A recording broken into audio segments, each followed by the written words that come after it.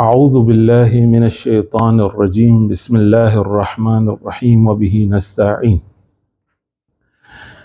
Okay, so we will be posing from the discussions we have been having on the chronological narrative of Karbala, and I'll explain why we are posing as we go through.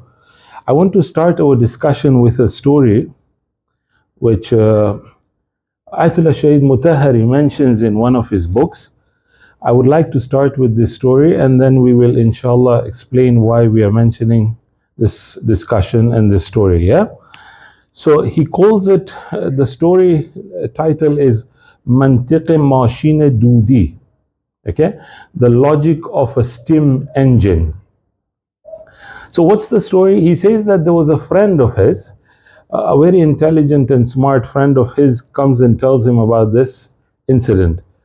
He says that when he was young, this friend of his, and this was in olden Iran, yeah? So in olden Iran, where they had only one train which was going from Ray to Tehran, yeah? Tehran to Ray and Ray to Tehran. So there was only one train in the whole of Iran. So this friend of Ayatollah Mutahari says that when we were young, we used to go to the train station and see this train, okay? So he says, when I used to reach the train station, I used to see kids, children, they were actually looking at the train, okay? Because there was only one train, they were very much mesmerized with the train, yeah? There was something of a huge issue when you look at a train which has just come. So exactly what he's saying, that when they were looking at the train, they were really mesmerized by it, they were praising it, they were really amazed by the train, yeah? He goes on further, Shaykh Mutahari saying that معلوم بود که یک احترام و عظمتی برای آن قائل هستند. Apparently, they were even respecting and honoring this train because it was something so huge. So as if they were showing some kind of respect for this greatness of this train. Now he goes further.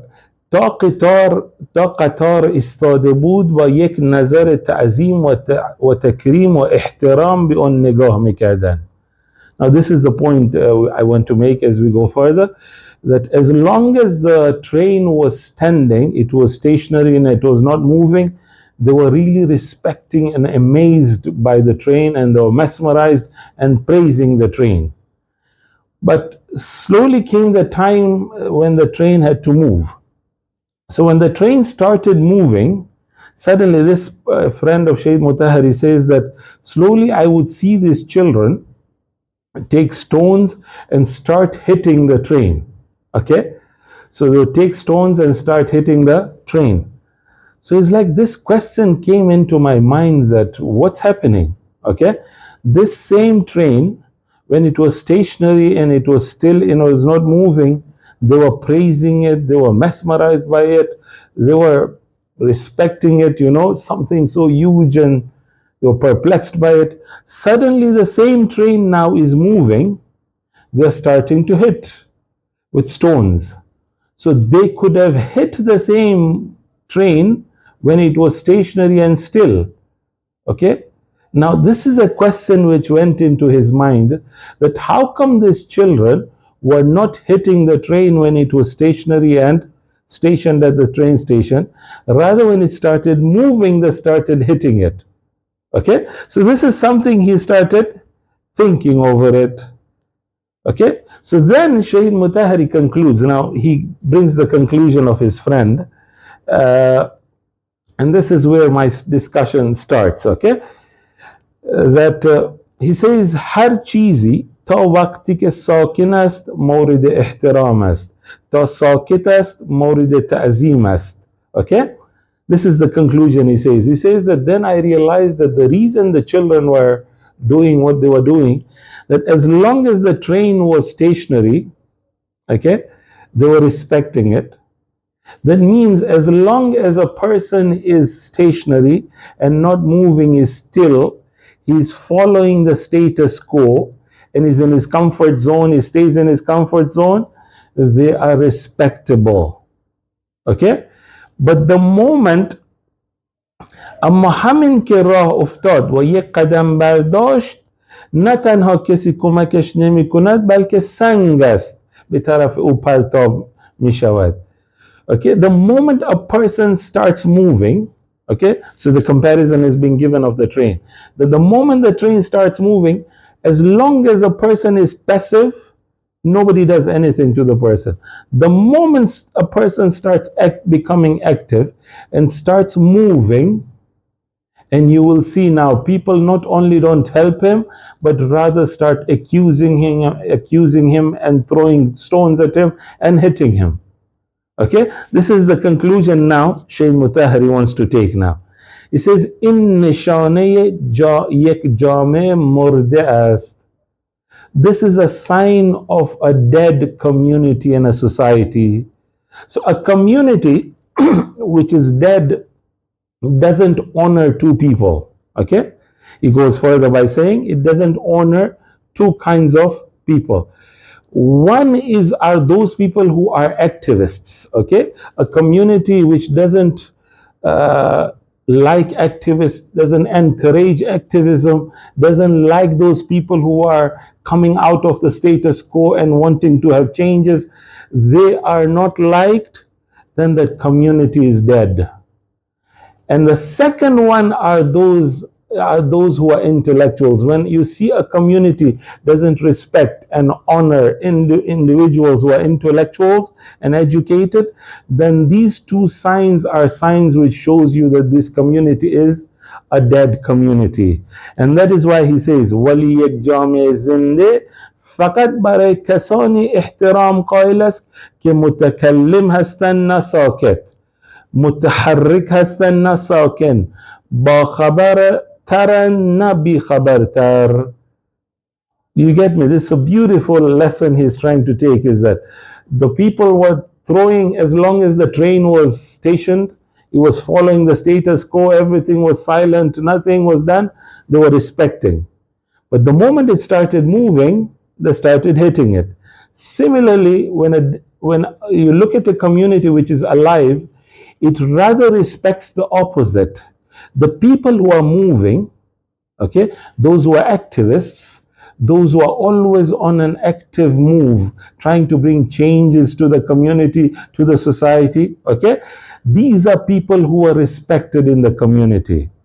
Those people who speak out about changes, they are respected in the community. And the intellectuals are respected, then this is a living community. But if you see the opposite, then it's a dead community. Okay? And this is exactly what Allama Iqbal, wallahi, this man, if you read him, the more you read him, the more you realize that there's so much hidden gems this person has. It's a two-sentence poetry, wallahi, but it's a beautiful poem. He says, निशान यही है ज़माने में जिंदा कौमों का कि सुबह शाम बदलते हैं इनकी तकदीरें. You get me? Beautiful. If you want to see a sign of a vibrant community, a living community, then they are those who change morning and evening, not even months and years and no, they are changing in morning and evening. So morning there's something else, evening there's something else. That's how much activism there is in this community. The sign of movement and change is coming in this society. Okay, so ke subh aur sham badalti hai inki taqdeere. Okay, now this is a sign of an alive community, a community and a society which is alive. But look at what the politicians would love. Those who hold authority, okay, those who are holding authority, those who are having power, and those politicians, they would love the opposite. Okay, so look at what's happening today. We can give so many contemporary examples which we would not like to. So for example, what they would do is, politicians would always like to crush the intellectuals. They would never like activism at all in the communities and the societies. Okay, so look at the example which has happened contemporary, and then I give you a past example. There are plenty of examples just to relate it to the issue which we are going through in Palestine. Okay, the whole world of intellectuals now have come up with, the genocide experts, all the rights groups have all come up with the conclusion that there is a genocide happening, there's a famine in Palestine, in Gaza. And look at what the Zionists and their allies do. Okay, this is where you look at what politicians and those who hold power do. Okay, they always will crush those people who are activists and those people who are intellectuals. So all the intellectuals are saying that there is now a genocide happening, but they will tell you that these are Hamas, I don't know if I'm even pronouncing it right. These are Hamas activists and these are supporters of Hamas and all whatnot. They just want to crush intellectualism and activism. Okay, so look, let me give you a past example. Mansour Dawaniqi, okay, there's a book by Ibn Ridwan. This was a book written in the 8th century Hijrah. It's about politics. الشهب اللامعة في السياسة النافعة. Now I don't know if this is سياسة النافعة or not. It's talking about politics and how politics should be done. They talk about Mansour Dawaniqi at the time of the sixth Imam. One day he turns to his people under him, to his workers and employees and those who are working under him, and he tells them this. He says, this is how politics should be done. Now look at what Sheikh Mutahari was explaining, and look at what politicians and those in power want from us. Okay?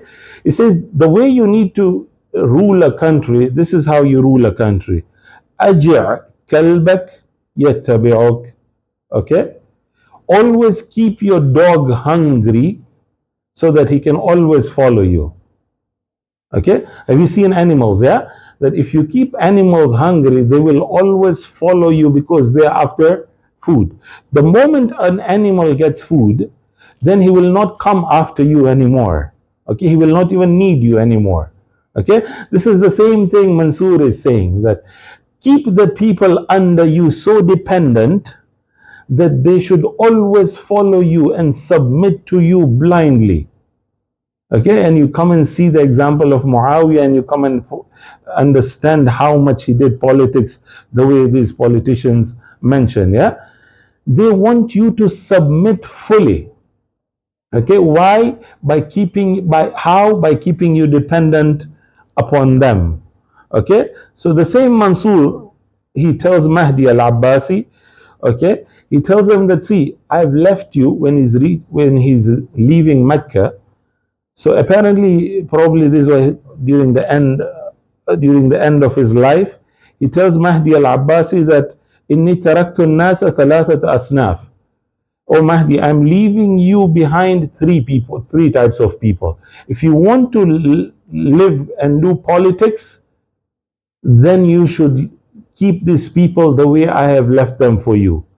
And this is why you come and understand at times as to why the prophets and the imams didn't enter into politics. Okay, when the politics becomes such dirty, then you will notice that the imams then have to remove themselves from these political positions. So notice what he tells Mahdi al-Abbasi. He tells them that I've left you the first group. فَقِيرًا لَا يَرْجُو إِلَّا غِنَاكَ.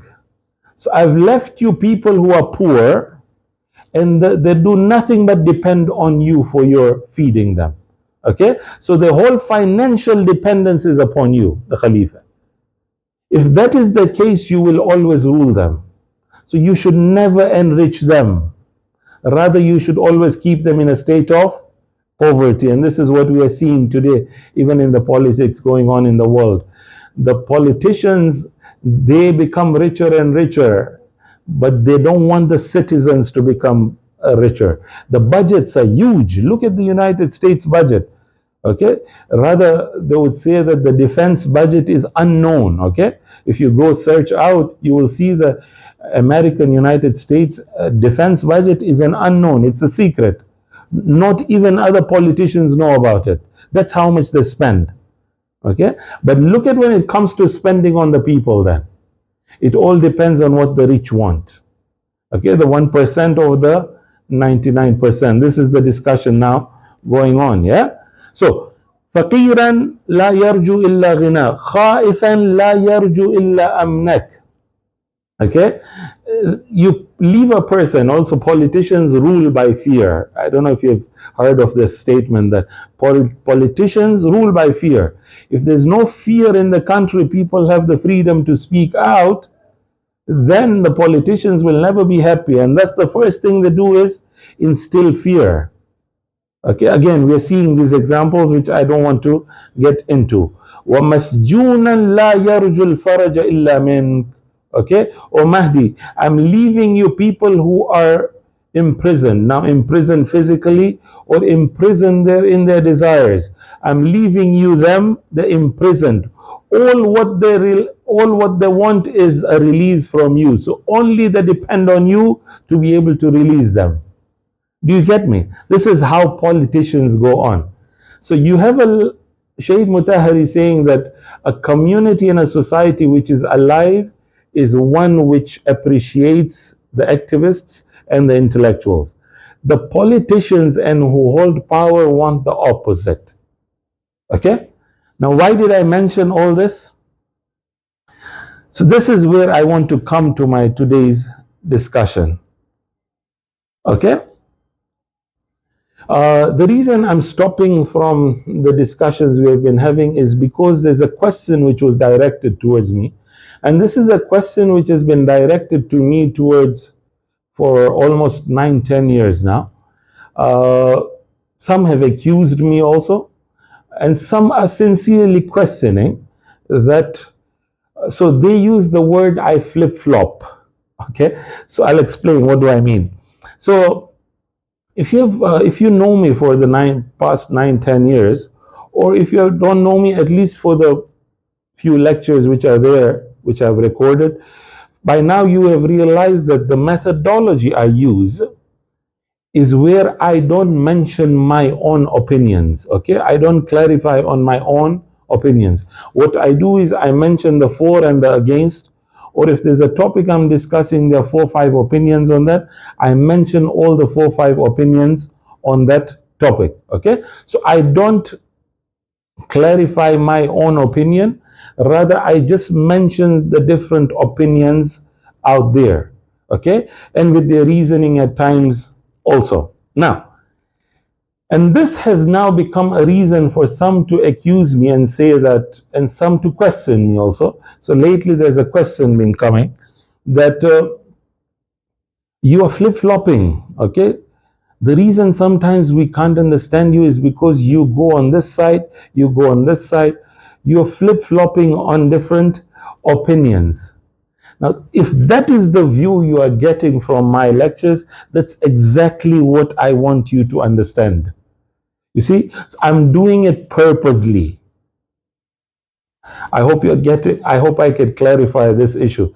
That the intention is to purposely be able to show you the both on the diverse opinions.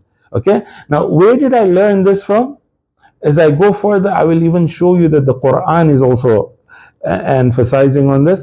But this is I learned from when I was listening to one of the students of Ayatollah Shaheed Baqir al-Sadr rahmatullah alayh. He was saying that Shaheed Sadr, whenever he used to present the opinion of the person who he used to oppose, so he would not agree with the opinion of the opposite person, but he would present the opinion of the opposite person as if he was believing in that opinion.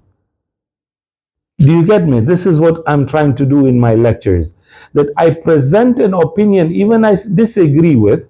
Now, sometimes I don't clarify if I disagree with, sometimes I do, okay? But sometimes I don't. But the picture I want you to get from the end of my lecture is this, that you listen to all opinions and then you make your own conclusions. Okay? So now somebody would say, well, you could do the same by, mentioning one opinion very strongly and another one a bit in a negative form, the way it's being done. Yeah. This is where I don't believe in it. Okay, so if you have heard me by now, you will hear this, that you will see that when I come and even mention the opinion which I don't believe in, I'll mention it in such a way that as if I believe in that opinion. It's because I will not present, and this is what Shaykh Sadr used to say, that don't present the opinion half baked and half cooked.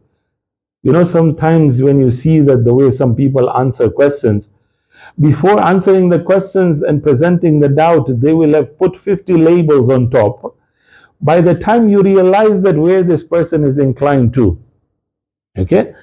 Now, this is what I don't like doing. I like, what I do is, for example, even I have differences with the Akhbari movement, but when I come and discuss the Akhbaris, I defend them as if I'm one of them. Okay?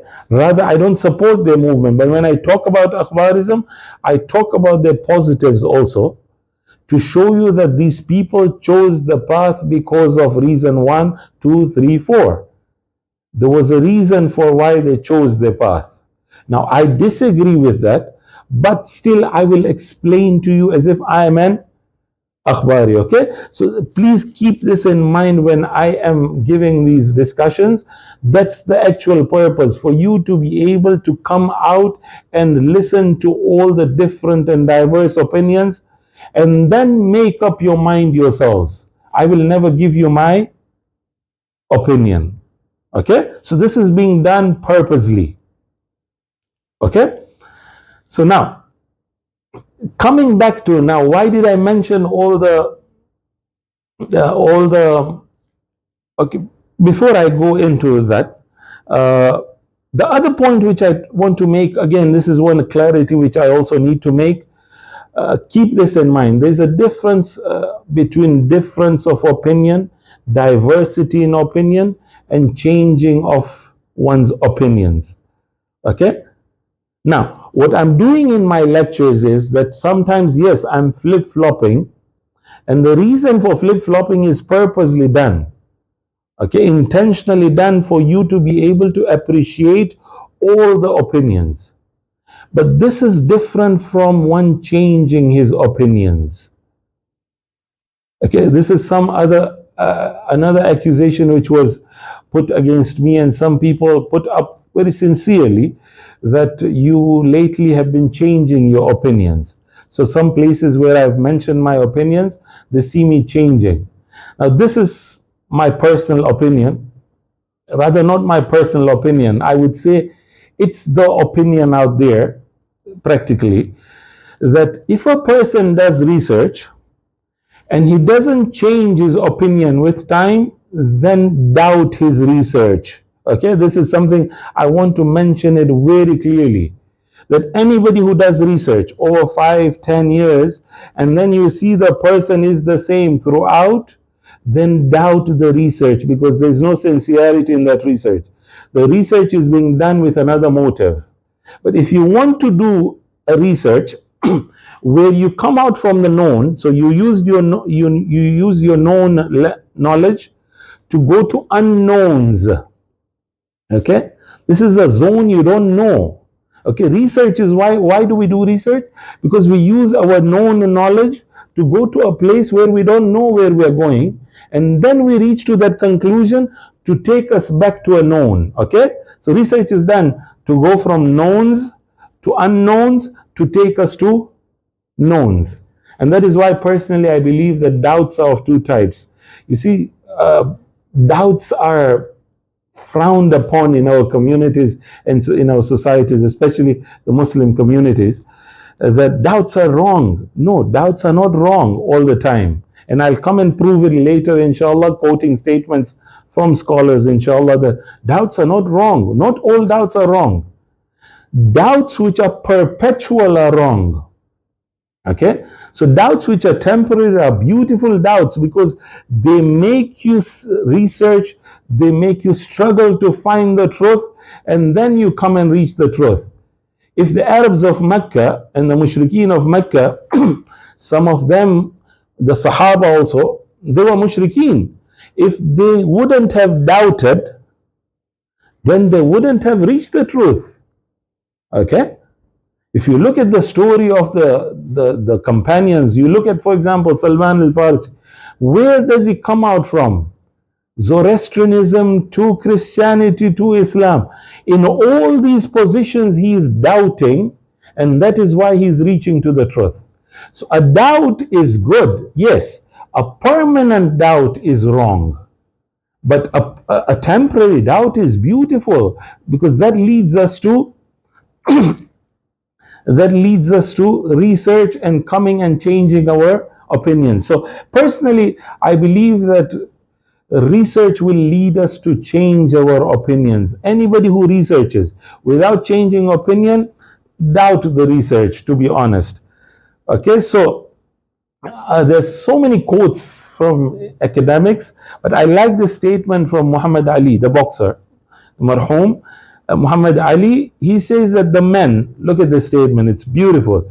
The man who views the world at 50 the same as it did at 20 has wasted 30 years of his life. Okay, so a person who is morally, intellectually, socially, he's the same at 20 and the same at 50, then question, what did you do for these 30 years? Just wasted your time? Literally, you waste your time. Okay, so a person who is intellectually researching at the age 20 will be somebody, at the age 30 will be somebody, at the age 50 will be somebody else. Okay, and this is a topic which I intend, inshallah, to take up further, where I'll give examples from scholars. And the reason I'm mentioning this is because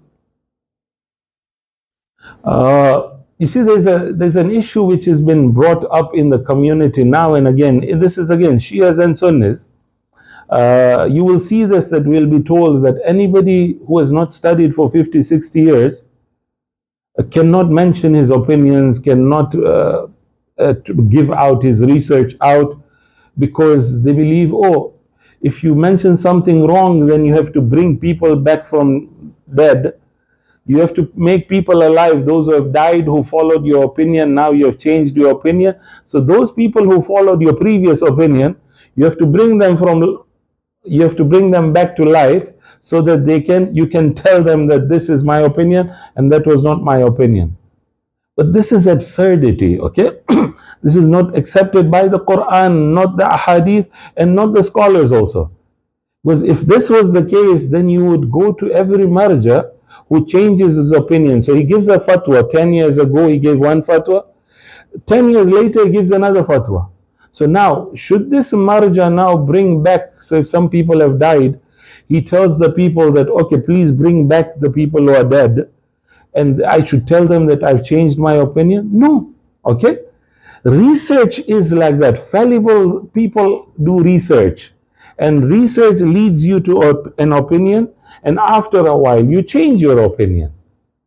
Okay, I hope I'm taking time so that I can clarify the methodology I've been adapting. Okay, so if you see me changing opinions at times, this is beautiful. I personally would encourage researchers to change their opinions. You come and see Ayatollah Sistani also, which further sometime later in the future I'll come and talk about him, how much his opinions have changed. His Risala only, his Islamic laws has changed so many times. Just go through the recent version and you will see in the introduction how he writes how many version is that Islamic laws, and how many changes it has gone through. What does it show you? It shows you that this marja is doing research. What he found out earlier now is not his opinion now. Do you get me? Okay? And before I before I mention the reasons as to why have I adopted this methodology, and I don't know if I can mention all the reasons today. Inshallah, in next discussion we'll mention the other reasons. But what I want to mention is that, so if you have noticed what I've said till now, it's a shikwa. Okay, so I take this word from Allama Iqbal again. Allama Iqbal's one of the beautiful poetries in Urdu is Shikwa and Jawab Shikwa. Okay, so for those of you who have read this Shikwa and Jawab Shikwa, it's a beautiful piece of poetry. Though We are weak in Urdu, so those who understand Urdu even will benefit further. But it's a beautiful work of poetry. What he does in Shikwa, so he writes Shikwa, Shikwa means complain, yeah? So what he does is, he looks at the state of the Islamic Ummah, okay? He looks at the state of the Islamic Ummah, and then he takes his complaints to Allah, okay? He's actually complaining to Allah of the state of the Ummah which is going through, okay? Now, this is exactly what we are doing today also. We normally don't do this, okay? I normally don't use this methodology, but sometimes I have to take out my heart, okay? Now, when I'm asked such questions that why have you adopted this methodology? Now, I have to take out my shikwa and my complaints, okay? What is inside me to tell you that why have I adopted this methodology? So I'm using a methodology of doing shikwa today. So you will see sometimes I'm just taking out things out of my heart of what's going on in the communities, in the societies, okay? For me then to tell you that why have I adopted the methodology I have adopted. So coming back to Allama Iqbal in 1903 writes Shikwa. In 1913, now when he writes Shikwa, if you go read Shikwa, if you just read it literally, sometimes you will feel that as if he's speaking out kufr, okay? He is speaking blasphemy. But when you understand the context of Allama Iqbal, then you come and appreciate that no, there's nothing of kufr inside. But unfortunately, some of his contemporaries, some scholars, as normal, they ended up accusing him of kufr. Okay? In 1913, then he writes Jawab Shikwa, then the answer of the Shikwa. So Shikwa was him complaining to God. Jawab Shikwa is if Allah is writing an answer to him and telling him that all the Shikwa you did, all the complaints you did, it's because of this reasons. And that is why the state of Muslim Ummah, it is the way it is. Okay? And thus, what I'm doing today is more of a Shikwa also. And what is going on in the community so that you understand why have I adopted the methodology I've adopted. So point number one, why have I adopted the methodology I've adopted? It's because of the reason I mentioned. You see the logic of the steam engine which Sheikh Mutahari discusses. Okay, we are a dead community, unfortunately. This is again Shias and Sunnis. Okay, we don't like activism in our community. We like people who just follow the status quo. Okay, and that is why you will notice that the word mainstream keeps on getting used now and again.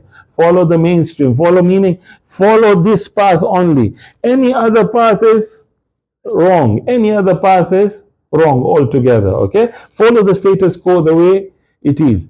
Intellectuals are despised altogether in the community. Where are intellectuals? There are no intellectual sittings, there are no intellectual discussions, nothing in the communities. Okay, as I go further, I'll mention that again also. Now, this was the first reason as to why I have picked up this methodology, because until we don't reach that sign of a vibrant community, my discussion or my conclusions on a matter would not matter. Okay, if I mention my opinion on a topic, it wouldn't matter. Scholars have mentioned it for 1,000 years now. It's not, nothing matters. What will my opinion matter then? Okay, thus the first is to bring the community back to its vibrancy, number one. Number two, this is a question I ask, and probably I will stop here only. The reason I'm picking up this methodology is this is a question I've been asking myself for a few years now. Are we over directing the community and the masses, or are we empowering them? Okay, so in other words, are we spoon feeding the masses and the audience we are talking to, or we are empowering them to think and make decisions of their own? Okay, these days, if you see that the leadership courses which are done, a leader is considered a leader who doesn't lead everybody to everywhere. Rather, a leader guides. Okay, a leader empowers. This is what leadership is all about. You don't take somebody from point A to B all the time. No, you empower him to go himself from point A to B now. Now, sometimes there's a fear also. Some leaders then end up fearing that if we empower, then we will lose our own positions. Okay, that's another part of it. But come back to our discussion. So this is a question I've been asking myself, that are we over directing the masses we talk to, or are we empowering them? Okay, now what I'm feeling is majority. This is Shias and Sunnis again. Okay, this is, you will see the same pattern altogether, that we are just over directing the masses which we are talking to. We are spoon feeding them. Rather, if you speak to some scholars who speak out very clearly, we want the masses to submit to you blindly. They have to submit to you. Okay, they don't even have to think for themselves to be able to make a decision. No, you speak and they have to submit. Now this is where I differ now. I believe that after researching about the millennials and the Gen Zs, this methodology is not working anymore now. Okay, and it's not going to work, and that's why people are running away from religion. So you see people questioning that, why are youths running away from the mosques and religion and all whatnot? One of the reason is this. Okay, when you want to spoon feed them, they don't want this one trick minded of yours. You give them the authority to choose themselves. You give them, empower them so they can decide for themselves. Okay, that's the time you'll be able to get a crowd slowly. Okay, now the danger is here. Look at what's happening now. When you over direct people, when you spoon feed people, then these people, the same masses you're spoon feeding, and you want them to submit to you fully and blindly without questioning, then they will repeat and sing the same songs which you have been singing without understanding. So whatever you say, they repeat the same words the way you said it without even understanding it. Okay, now to give you a proper example of, again, coming back to the whole issue of Palestine, Allah, you can give hundreds of examples from this Palestine issue. Look at the genocide which is happening. Okay, a whole community is being cleansed. Okay, they are being ethnically cleansed from Palestine. On what basis? On the basis of the propaganda which went through, the spoon feeding, yeah, this over directing of this community. Go in Israel and look at these Zionist understanding which exists inside Israel.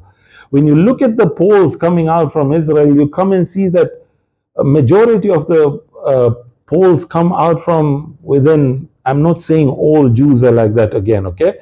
I want to clarify. Those with Zionist mentality, majority have bought into this propaganda. And this is what they call the Hasbara themselves, yeah? That they've bought into this propaganda that we are the God's chosen people. This is our godly chosen land. And thus, in God's name, we can do anything we want. Okay? Anything you want in God's name can be done. Why did this happen? This took time, but over directing, propaganda over propaganda over propaganda, people now have started believing. They're repeating the same things the leaders have been saying for years now. Initially they used to hide it, now they're coming out very clearly and saying out very clearly that we will cleanse this place. Palestine is not for Arabs anymore, it's for Jews only. Okay? This is where it has reached to. This is where it comes to. Now, what I'm trying to do is, the methodology I have adopted is this, that first we should be able to accept diversity. Okay? We are not the ones only. We should not be over directing. And the reason I'm doing what I'm doing is mentioning diverse opinions in a very equal manner, so that people should be empowered. They could make their own decisions, that the path they want to choose, they should choose themselves. We shouldn't choose the path for the people. Then what is their path then? Okay, what is their role then? Okay? Some research has to come from the people who are listening to you. And this is exactly what I'm trying to reach at. Okay? So I'll stop here. My time, I was supposed to speak for 30 minutes. I've gone further, but my apologies for that. So, in conclusion, what I'm trying to discuss today is that this is a question which was raised against me, that why have I adopted the methodology of mentioning diverse opinions without clarifying my own opinion.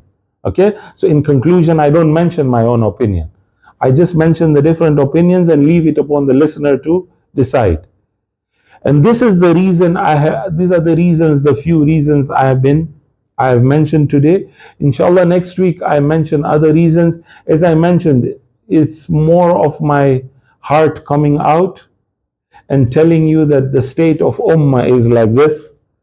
And if we start mentioning our own opinions, then we are just adding more controversies over controversies. Okay?